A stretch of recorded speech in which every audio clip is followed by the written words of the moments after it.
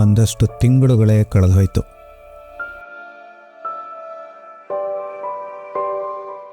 ಏನೇನೆಲ್ಲ ಮಾಡಬೇಕು ಅಂತ ಮನಸ್ಸು ವೇಳಾಪಟ್ಟಿಯನ್ನು ತಯಾರಿ ಮಾಡ್ತಾ ಇದ್ದಾಗ ದೇಹ ಬೇರೆಯೊಂದು ಹೊಸ ಅಧ್ಯಾಯವನ್ನು ಶುರು ಮಾಡುತ್ತೆ ಅಂದ್ಕೊಂಡಿದ್ದಿಲ್ಲ.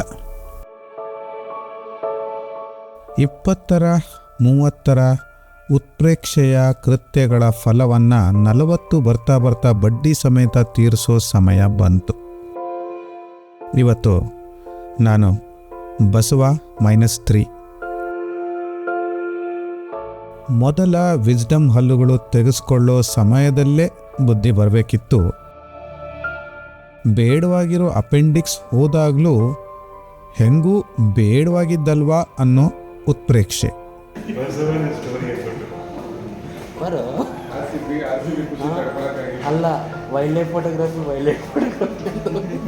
ಪಿತ್ತಕೋಶದ ಕಲ್ಲುಗಳು ಕೊನೆಗೂ ಎಚ್ಚರಿಕೆ ಗಂಟೆ ಬಾರಿಸಿದಾವೆ. 40 ನಲಿವ ಹೊತ್ತಾಗಬೇಕಾದ್ರೆ ಇನ್ನಾದರೂ ಎಚ್ಚೆತ್ಕೋಬೇಕು. ಮಧುಮೇಹದ ಮಧುಚುಂಬನ ಹತ್ರ ಆಗೋ ಮುಂಚೆ ರಕ್ತದ ಒತ್ತಡ ಹೃದಯಕ್ಕೆ ಮುಟ್ಟೋ ಮೊದಲು ಹೃದಯ ಮುಟ್ಟುವ ಕೆಲಸಗಳು ಮಾಡುವ ಪಟ್ಟಿ ದೊಡ್ಡದೇ ಇದೆ. ಬಸವ -ಬಸವ ಆಗೋ ಮುಂಚೆ ಆ ಪಟ್ಟಿಯಲ್ಲಿರೋ ಎಲ್ಲ ವಿಷಯಗಳ ಮುಂದೆ ಒಂದು ಟಿಕ್ ಮಾರ್ಕ್ ಹಾಕಬೇಕು. ಒಮ್ಮೊಮ್ಮೆ ಉಳಿದ ಅಳಿದ ಮರೆತ ಮತ್ತು ಮರೆಯಾಗ್ತಾ ಇರೋ ಕನಸುಗಳ ಬೆನ್ನೇರಬೇಕು, ಅಥವಾ ರಟ್ಟೆಯಲ್ಲಿ ಇರುವ ಶಕ್ತಿಯ ಪೂರ್ಣ ಉಪಯೋಗ ಇರೋವರೆಗೂ ಇರುವ ಗೂಡನ್ನು ಪೂರ್ಣ ಗಟ್ಟಿಗೊಳಿಸಬೇಕು. ಈ ಇಬ್ಬಂದಿತನ ಕಾಡುತ್ತೆ. ಮಧ್ಯಮ ವರ್ಗದ ವಿಪರ್ಯಾಸವೇ ಅದಲ್ವೇ? ಬ್ಯಾಲೆನ್ಸ್ ಎಷ್ಟೇ ಮಾಡಬೇಕು ಅಂದ್ಕೊಂಡ್ರೂ ನಿಜ ಜೀವನದಲ್ಲಿ ಅಷ್ಟು ಸುಲಭವಲ್ಲ. ಹಾಗಂತ ಜೀವನದ ಯಾವ ಗಳಿಗೆಯಲ್ಲೂ ಸುಲಭವಾದ ದಾರಿಯನ್ನು ನಾನು ಹುಡುಕಿಯೇ ಇಲ್ಲ. ಅದು ನಾನೊಬ್ಬನೇ ಅಲ್ಲ, ನೀವು ಕೂಡ.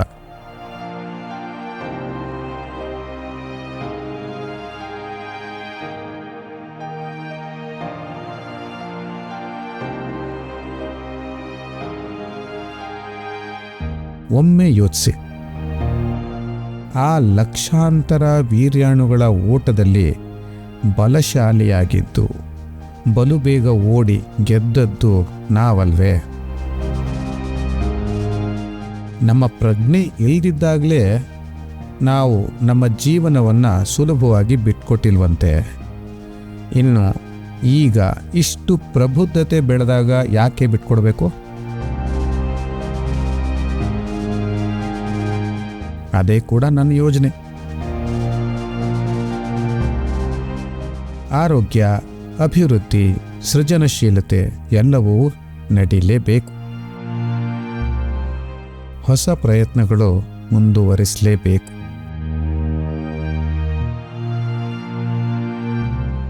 ನೋಡುವ, ಪ್ರೋತ್ಸಾಹಿಸುವ ಆ 200 ಜನಗಳ 400 ಕಣ್ಣುಗಳು ಇವೆ. ಬೆಳೆದ್ರೆ ಖುಷಿ, ಬೆಳೆದೇ ಇದ್ರೆ ಇನ್ನೊಂದು ದಿನ ಮತ್ತೊಂದು ಪ್ರಯತ್ನ. 100 ಕನಸುಗಳಿವೆ, ಕಥೆಗಳಿವೆ. ಹೇಳುವ ಹುಚ್ಚು ನನಗಿದೆ, ಕೇಳುವ ಹಂಬಲ ನಿಮಗೂ ಇದೆ. ಮುಂದುವರಿಸೋಣವೇ ನಮ್ಮ ಕಾಡು ಹರಟೆಗಳನ್ನು ಮತ್ತೊಮ್ಮೆ.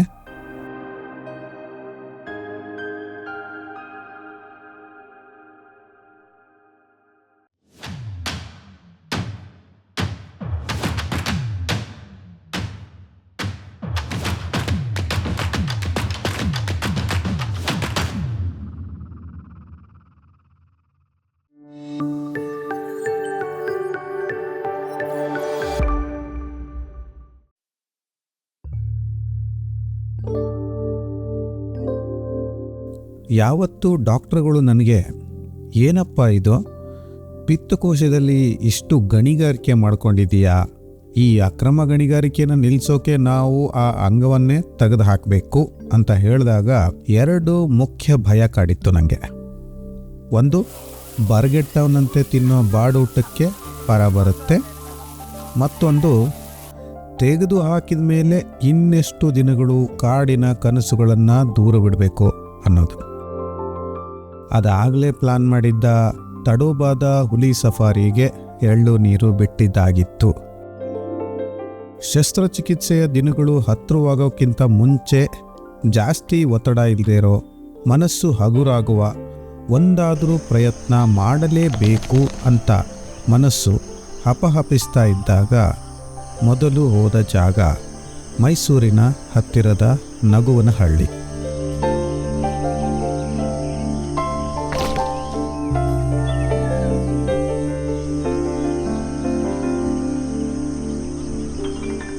ಪ್ರತಿ ಬಾರಿಯೂ ನಗುವನಹಳ್ಳಿಗೆ ಹೋದರೆ ಮನಸ್ಸು ನಗುತ್ತೆ.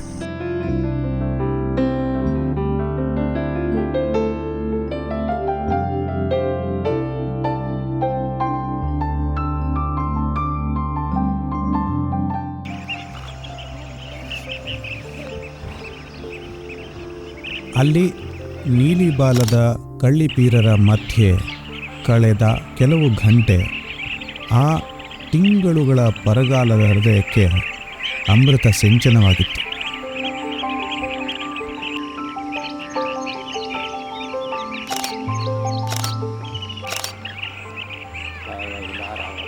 लग रहा है अरे यही साला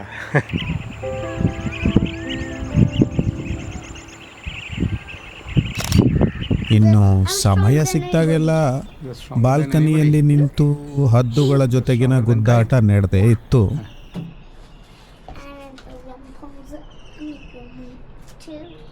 Okay, he's making sound somewhere. Will it come? Let's see. Okay. I think so. Will it come?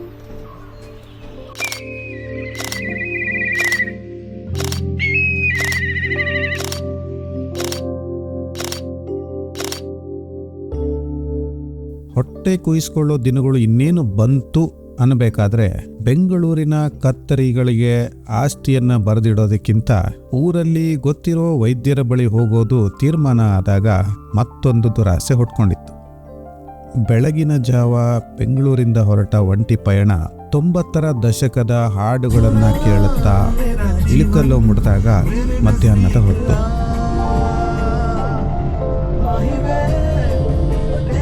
ಆದಷ್ಟು ತಿಂದು ನಾನು, ಶಿವು ಮತ್ತು ನಮ್ಮ ಹುಚ್ಚಾಟದ ಪ್ರತ್ಯಕ್ಷ ದರ್ಶನಕ್ಕೆ ಮೊದಲ ಬಾರಿ ನಮ್ಮ ಮುಂದಿನ ಪೀಳಿಗೆಯ ಮೊದಲ ಹುಚ್ಚಿ ಶರಧಿ ಜೊತೆ ಹೊರಟು ಸಂಜೆ ಸೂರ್ಯ ಇಳಿಯೋ ಮುಂಚೆ ಕಲ್ಲು ಮುಳ್ಳುಗಳ ದಾರಿ ದಾಟಿ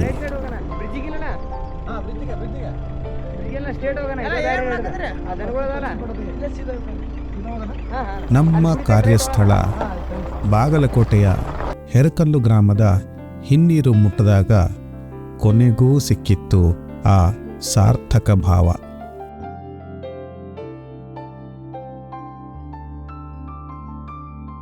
ಅಲ್ಲಿ ನೂರಾರು ರಾಜಹಂಸಗಳು, ಟಿಟ್ಟಿಭಗಳು ಮತ್ತು ಅವುಗಳ ಮುದ್ದು ಮರಿಗಳು.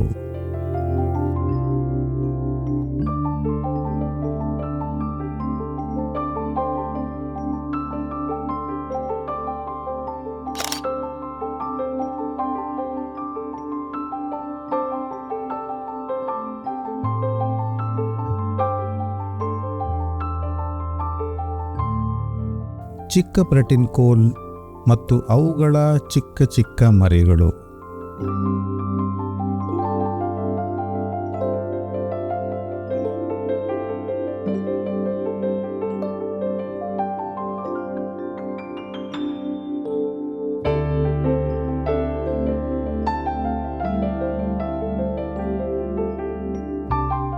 ಮತ್ತು ನಾನು ಹುಡುಕಿಕೊಂಡು ಹೋದ ಬೇಸಿಗೆಯ ಸಂಚಾರಿ ಓರಿಯೆಂಟಲ್ ಪ್ರೋಟೀನ್ ಕೋಲ್ ಜೊತೆಗೆ ನೇಸರನ ಆ ಸ್ವರ್ಣ ಸಂಜೆಯ ಕ್ಷಣಗಳು ಸಾಕಿತ್ತು ನನ್ನ ಕೊಯ್ಯುವ ಹೊಟ್ಟೆಯ ಚಿಂತೆಯನ್ನು ಕೆಲವು ತಿಂಗಳು ಹೊರೆಯಲಿಕ್ಕೆ.